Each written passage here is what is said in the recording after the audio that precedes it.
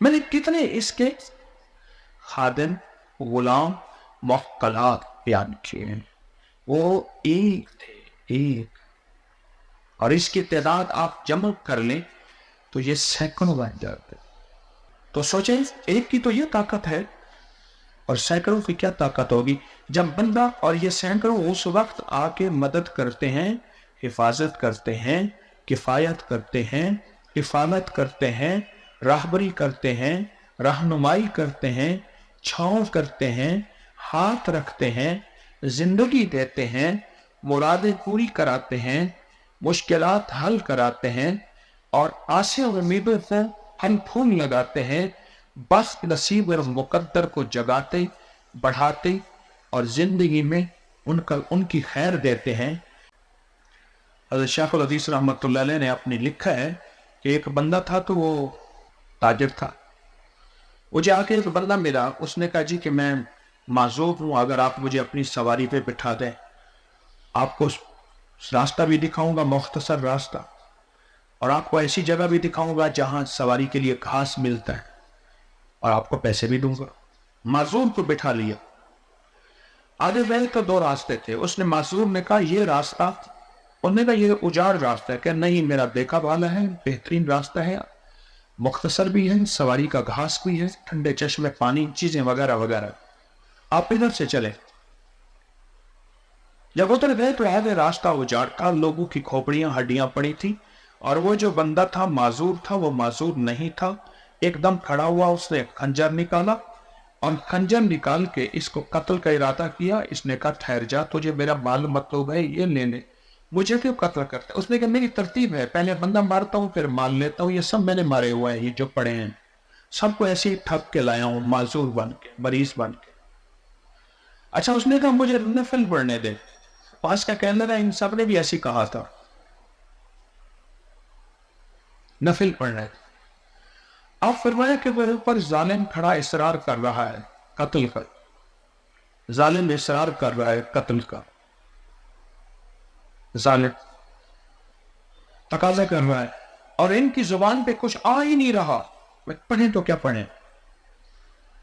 موت و حیات کی کشمکش ہے. وہ اس نے خنجر لیا ہوا ہے کہ ابھی قتل کرے گا. کھوپڑیاں ہڈیاں لوگوں کے سامنے پڑی ہیں، جو سچ جھوٹ ہے سب کچھ سامنے پڑا ہوا ہے. تو کہا، اچانک اس کی زبان سے نکلا، امی یجیب المضطر اذا دعا. امی یجیب، کون ہے جو مضطر کی دعا کو سننے والا ہے، بے چین کی دعا کو سننے والا ہے؟ وہ ہے کون؟ وہ اللہ ہی ہے. بس یہ کہنا تھا، عرش سے آواز آئی اور ایک شخص گھوڑ سوار آیا اور اس کے پاس لوہے کا عرص تھا، اور اس نے اس ظالم کو مارا. ظالم خون میں لت پت گرا، اور جہاں گرا تو وہاں سے آگ نکلی اور وہ جانے لگا. گھوڑ سوار تو اس سے پوچھا، آپ کون ہیں؟ اتنے کڑے وقت میں، مشکل میں میرے پاس آئے.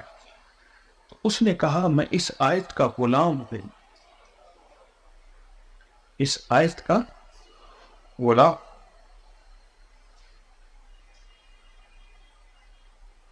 اس آیت کا غلام. اب اس آیت کا تذکرہ اصل میں موکلات کا تذکرہ ہے، تو اس آیت کا تذکرہ ہے، تو اس کا ایک واقعہ بھی سناتا ہے. زندگی سفروں میں گزری ہے، سفر سفر سفر گزری. ایک جگہ میں ٹرین میں سفر کر رہا تھا، اور ٹرین کے لمبے سفر میں جتنے بندے ہوتے ہیں سارے فارغ ہوتے ہیں. سب سے زیادہ میرا گمان ہے اخبار ٹرین میں پڑھی جاتی ہے، یا ذکر ٹرین میں کیا جاتا ہے، یا اخبار یا ذکر. اور جھگڑے بھی ٹرین میں ہوتے ہیں سیاست کے نام پہ. میری زندگی کے تجربات، اس نے اس کی وہ پارٹی، اس کی وہ پارٹی، اور پھر جھگڑے شروع ہو جاتے.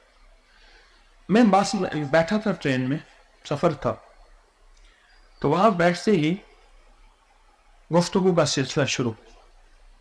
ایک شخص کہنے لگے کہ میں جا رہا ہوں اپنے سسرال میں، وہاں بہت بڑا جھگڑا ہے، اور وہ جھگڑا کہتے ہیں اگر یہ آ جائے گا تو جھگڑا ختم ہو جائے گا. میں وہ جھگڑا ختم کرانا جا رہا ہوں. اگر جھگڑا ختم نہ ہوا تو 4 گھر برباد ہو جائیں گے، ویران ہو جائیں گے، اجڑ جائے گے، اور خطرہ ہے کہ کوئی ایک جان نہ چلی جائے. اچھا میں اس سے پہلے ایک آدھ وظیفہ بتائے بیٹھا تھا، مجھ سے کہنے لگا آپ بتائیں کیا وظیفہ ہو؟ اچانک پتہ نہیں میرے دل میں یہ خیال آیا، میں نے کہا آپ یہیں بیٹھے بیٹھے نفل پڑھیں، کیونکہ نفل کے لیے یاد رکھیے گا قبلہ رخ ہونا لازم نہیں ہے۔ نماز کے 13 فرض ہیں، یاد بھی رکھیں 13 فرض نماز کے 13 فرض ہیں، اگر یہ 13 فرض نہ ہوئے تو نماز نہیں ہوگی۔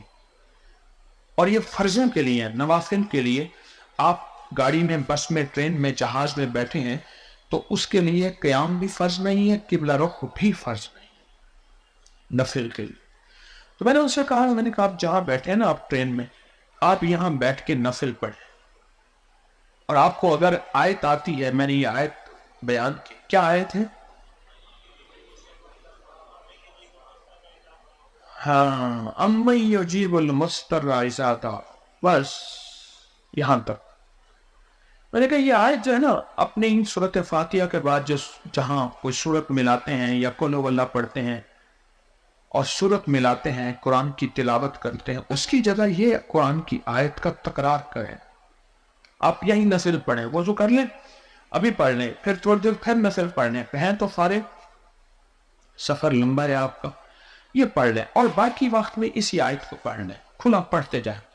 تو کہنے لگے لکھ کے دے دیں، میں نے انہیں لکھ کے دے دی، میں نے لکھ کے دے، کہنے لگے آپ کا پتہ؟ تو میں نے پتہ لکھ کے دے دیا کہ میں خط لکھوں گا، موبائل کی کہانی نہیں تھی، پتہ لکھ کے دے۔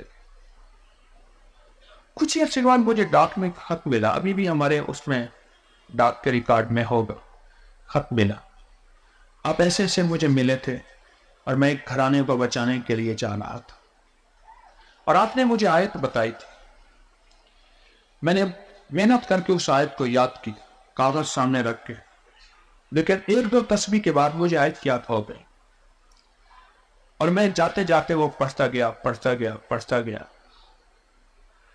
آگے مجھے جا کے پتہ چلا، اب آپ غور کریں میری بات پہ، توجہ کر، کہنے لگے جس لمحے آپ نے مجھے آیت بتائی تھی، میں نے وہ ٹائم باقاعدہ ملایا، نوٹ کیا، اس کی کڑیاں آپس میں ملائی، اس وقت وہ ملایا جس وقت وہ آیت مبارک میں نے یہاں پڑھنا شروع کی، یعنی وہ ٹرین تھی، وہ سفر تھا، اور میرا گمان یہ ہے، ہم لاہور سے نکلے تھے، عوام ایکسپریس کا جو ہے لور اے سی تھا، ہم لاہور سے نکلے تھے، تو اس وقت میرا گمان ہے کہ وہ ساہیوال ہوگا، اکاڑا ہوگا، ساہیوال، بس اس سے آگے نہیں تھا، کوئی 1.5-2 گھنٹے کا یہ تقریباً سفر ہوتا ہے، 1.5-2 گھنٹے۔ کہا کہ وہ لمحہ تھا جب وہاں جنگ کی اخیر تھی، اور اسی لمحے میں ایک شخص آیا باہر سے، کوئی نہ واقف، کچھ جاننے والے نہیں تھا، اس کا ایسا معزز انداز تھا، ایسے معزز بول تھے، اور ایسا باوقار چہرہ اور باوقار شخصیت تھی، آیا اور کہا کہ مجھے آپ کے دوست نے بھیجا ہے، کیا لڑتے ہو، ادھر آؤ سارے۔ وہ جو بندے سر کشتے، کسی کی سننے والے بھی نہیں تھے، سارے آ کے بیٹھ گئے، اور کہا ہے کہ یہ چٹکی ہوئے مسئلہ ہار کے چلا گیا، اور کہنے لگا باقی مسئلہ میں کر رہا ہوں، باقی تمہارے وہ آ رہے ہیں، وہ آ کے بیان کر دے گا، سارا مسئلہ حل کر دے گا، کیوں ڈرتے ہو، یہ تمہارا مسئلہ یہ ہے۔ اور کہا اسی وقت ٹھنڈک پڑ گئی، اور کہا کہ میں تو وہاں جا کے صرف چودھری اور بڑا بن گیا، باقی وہ مسئلہ تو حل کر گیا تھا۔ اس آیت کا جتنی اب یہ ایک غلام کا سنا، اب میری بات سمجھ آئے گی کہ میں نے مشرق کتنے غلام بیان کیے، مغرب کتنے بیان کیے، شمال، یہ شمال ہے، اور یہ جنوب، یہ مشرق، یہ مغرب، یہ شمال، میں نے کتنے اس کے خادم، غلام، موکلات بیان کیے ہیں، وہ ایک تھے، ایک، اور اس کی تعداد آپ جمع کر لیں تو یہ سینکڑوں بن جاتے، وہ ایک، تو سوچیں ایک کی تو یہ طاقت ہے، اور سینکڑوں کی کیا طاقت ہوگی جب بندہ، اور یہ سینکڑوں اس وقت آ کے مدد کرتے ہیں، حفاظت کرتے ہیں، کفایت کرتے ہیں، हिफाजत करते हैं, रहबरी करते हैं, रहनुमाई करते हैं, छांव करते हैं, हाथ रखते हैं, जिंदगी देते हैं, मुरादें पूरी कराते हैं, मुश्किलात हल कराते हैं और आशा और उम्मीदों को हम फूल लगाते हैं, बख्त नसीब और मुकद्दर को जगाते, बढ़ाते और जिंदगी में उनकी खैर देते हैं। ये कितने लोग होंगे, और ये सिर्फ एक बार जब आप पढ़ेंगे। लोगों को अपनी YouTube चैनल हर वक्त सब्सक्राइब कराएं। आप दूसरों के लिए सदका जारिया बनेंगे, अल्लाह पहले आपकी मुसीबत टालेगा।